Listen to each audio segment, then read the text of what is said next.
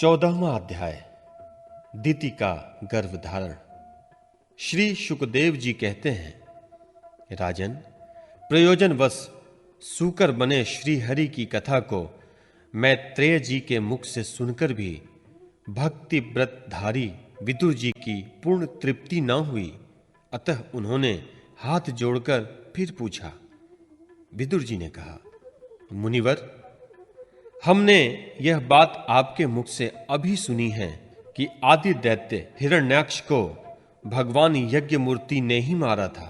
ब्रह्मन, जिस समय भगवान लीला से ही अपनी दाढ़ों पर रखकर पृथ्वी को जल में से निकाल रहे थे, उस समय उनसे दैत्य राज्य हिरण्याक्ष की मुठभेड़ किस कारण हुई है? श्री मैत्रेय जी ने कहा, विदुर जी, तुम्हारा प्रश्न बड़ा ही सुंदर है, क्योंकि तुम श्री हरि की अवतार कथा के विषय में ही पूछ रहे हो, जो मनुष्यों के मृत्युपाश का छेदन करने वाली है। देखो, उत्तानपाद का पुत्र ध्रुव बालकपन में श्री नारद जी की सुनाई हुई हरि कथा के प्रभाव से ही मृत्यु के सिर पर पैर रखकर भगवान के परम पद पर आरूढ़ हो गया था। पूर्व काल में एक बार इसी वाराह भगवान और हिरण्याक्ष के युद्ध के विषय में देवताओं के प्रश्न करने पर देवदेव श्री ब्रह्मा जी ने उन्हें यह इतिहास सुनाया था कि उसी के परंपरा से मैंने सुना है। विदुर जी, एक बार दक्ष की पुत्री दिति ने पुत्र प्राप्ति की इच्छा से कामातुर होकर सायंकाल के समय ही अपने पति मारीची नंदन कश्यप जी से प्रार्थना की। उस समय कश्यप जी खीर की आहुतियों द्वारा अग्निजीव भगवान यज्ञपति की आराधना कर सूर्यास्त का समय जान अग्निशाला में ध्यानास्थ होकर बैठे थे। दिति ने कहा, विद्वन, मतवाला हाथी जैसे केले के वृक्ष को मसल डालता है, उसी प्रकार यह प्रसिद्ध धनुर्धर कामदेव मुझ अबला पर जोर जताकर आपके लिए मुझे बेचैन कर रहा है। अपनी पुत्रवती सौतों की सुख समृद्धि को देखकर मैं ईर्ष्या की आग में जली जाती हूं। अतः आप मुझ पर कृपा कीजिए, आपका कल्याण हो। जिनके गर्भ से आप जैसा पति पुत्र रूप से उत्पन्न होता है, वे ही स्त्रियां अपने पतियों से सम्मानिता समझी जाती हैं। उनका सुयश संसार में सर्वत्र फैल जाता है। हमारे पिता प्रजापति दक्ष का अपनी पुत्रियों पर बड़ा स्नेह था। एक बार उन्होंने हम सबको अलग अलग बुलाकर पूछा कि तुम किसे अपना पति बनाना चाहती हो। वे अपनी संतान की सब प्रकार की चिंता रखते थे। अतः हमारा भाव जानकर उन्होंने उनमें से हम 13 पुत्रियों को, जो आपके गुण स्वभाव के अनुकूल थीं, आपके साथ ब्याह दिया। अतः मंगल मूर्ते कमल नयन, आप मेरी इच्छा पूर्ण कीजिए, क्योंकि हे महत्तम, आप जैसे महापुरुषों के पास दीन जनों का आना निष्फल नहीं होता। विदुर जी, दिति कामदेव के वेग से अत्यंत बेचैन और बेवश हो रही थी। उसने इसी प्रकार बहुत सी बातें बताते हुए दीन होकर कश्यप जी से प्रार्थना की।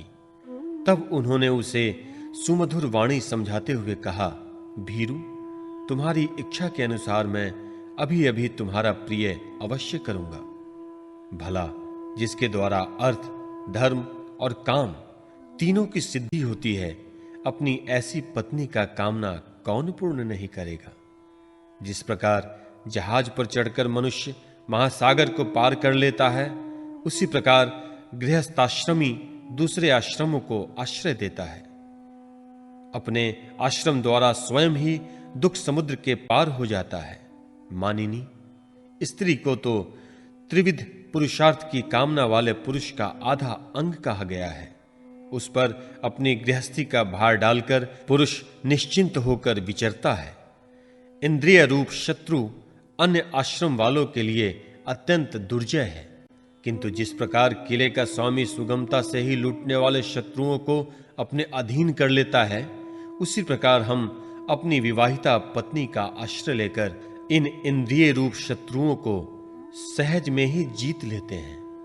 गृहेश्वरी, तुम जैसी भार्या के उपकारों का बदला तो हम अथवा और कोई भी गुणग्राही पुरुष अपनी सारी उम्र में अथवा जन्मांतर में भी पूर्ण रूप से नहीं चुका सकते।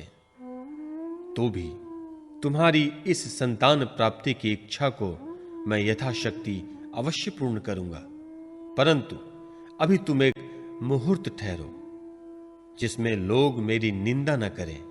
यह अत्यंत घोर समय रक्षसादी घोर जीवों का है और देखने में भी बड़ा भयानक है। इसमें भगवान भूतनाथ के गण भूत प्रेतादि घूमा करते हैं।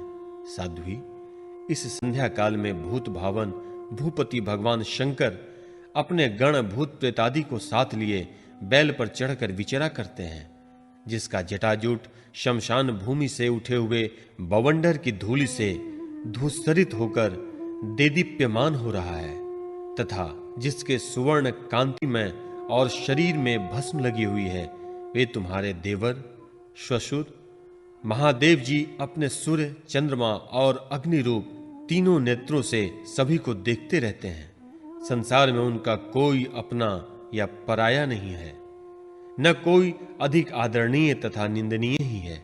हम लोग तो अनेक प्रकार के व्रतों का पालन करके उनकी माया को ही ग्रहण करना चाहते हैं, जिसे उन्होंने भोग कर लात मार दी है। विवेकी पुरुष अविद्या के आवरण को हटाने की इच्छा से उनके निर्मल चरित्र का गायन किया करते हैं। उनमें बढ़कर तो क्या उनके समान भी कोई नहीं है। उन तक केवल सत्य पुरुषों की ही पहुंच है। यह सब होने पर भी वे स्वयं पिशाचों का आचरण करते हैं। यह नर शरीर कुत्तों का भोजन है, जो अविवेकी पुरुष आत्मा मानकर वस्त्र आभूषण माला और चंदनादि से इसी को सजाते संवारते रहते हैं। वे अभागे ही आत्माराम भगवान शंकर के आचरण पर हंसते हैं। हम लोग तो क्या ब्रह्मादि लोकपाल भी उनकी बांधी हुई धर्म मर्यादा का ही पालन करते हैं। वे ही इस विश्व के अधिष्ठान हैं तथा यह माया ही उन्हीं की आज्ञा का अनुसरण करने वाली है। ऐसे होकर भी वे प्रेतों का सा आचरण करते हैं। अहो, उन जगत व्यापक प्रभु की यह अद्भुत लीला कुछ समझ में नहीं आती। मैत्रेय जी कहते हैं, पति के इस प्रकार समझाने पर भी कामातुरा दिति ने वेश्या के समान निर्लज होकर ब्रह्मर्षि कश्यप जी का वस्त्र पकड़ लिया। तब कश्यप जी ने उस निंदित कर्म में अपनी भार्या का बहुत आग्रह देख दैव्य को नमस्कार किया और एकांत में उसके साथ समागम किया। फिर जल में स्नान कर प्राण और वाणी का संयम करके विशुद्ध ज्योतिर्मय सनातन ब्रह्म का ध्यान करते हुए उसी का जप करने लगे। विदुर जी, दिति को भी उस निंदित कर्म के कारण बड़ी लज्जा आई और वह ब्रह्मर्षि के पास जाकर सिर नीचा करके इस प्रकार कहने लगी। दिति बोली, ब्रह्मन, भगवान रुद्र भूतों के स्वामी हैं। मैं उनका अपराध किया है, किंतु वे भूत श्रेष्ठ मेरे इस गर्व को नष्ट न करें। मैं भक्त वांछा कल्पतरु उग्र एवं रुद्र रूप महादेव को नमस्कार करती हूं। वे सत्य पुरुषों के लिए कल्याणकारी एवं दंड देने के भाव से रहित हैं, किंतु दुष्टों के लिए क्रोध मूर्ति दंड पाणी है। हम स्त्रियों पर तो व्याध भी दया करते हैं, फिर वे सती पति तो मेरे बहनोई और परम कृपालु हैं, अतः वे मुझ पर प्रसन्न हो। श्री मैत्रेय जी ने कहा, विदुर जी, प्रजापति कश्यप ने सायंकालीन संध्या वंदनादि के कर्म से निवृत्त होने पर देखा कि दिति थर-थर कांपती हुई उनकी संतान की लौकिक और परलौकिक उन्नति के लिए प्रार्थना कर रही है। तब उन्होंने कहा, कश्यप जी ने कहा, तुम्हारा चित्त काम वासना से मलिन था, वह समय भी ठीक नहीं था और तुमने मेरी बात भी नहीं मानी तथा देवताओं की भी अवहेलना की। अमंगलेय चंडी, तुम्हारी कोख में से दो बड़े ही अमंगलमय और अधर्म पुत्र उत्पन्न होंगे। वे बार बार संपूर्ण लोक और लोकपालों को अत्याचारों से रुलाएंगे।